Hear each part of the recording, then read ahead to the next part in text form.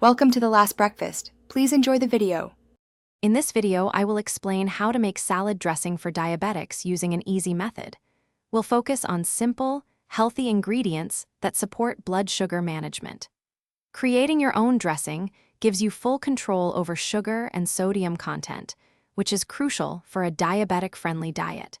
It's much easier than you think to whip up delicious and safe options right in your own kitchen.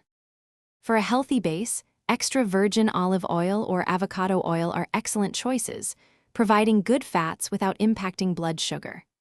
Apple cider vinegar or fresh lemon juice add a bright, zesty flavor without extra carbs.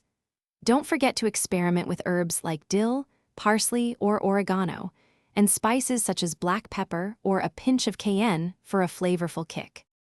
If you're enjoying this video, please hit that like button and subscribe for more helpful tips.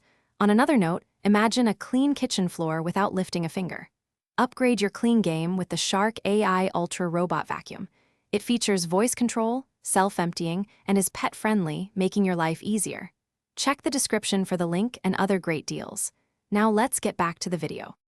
It's important to be mindful of ingredients that can negatively affect blood sugar or overall health. Many store-bought dressings contain hidden sugars, often listed as corn syrup or dextrose. High sodium content can also be a concern, so check labels carefully. Creamy dressings often pack in unhealthy fats and calories, so it's best to make lighter, vinaigrette-style options. Making your own dressing is incredibly simple. For a basic vinaigrette, combine 3 parts olive oil with 1 part apple cider vinegar, then season with salt and pepper. Another great option is a lemon herb dressing.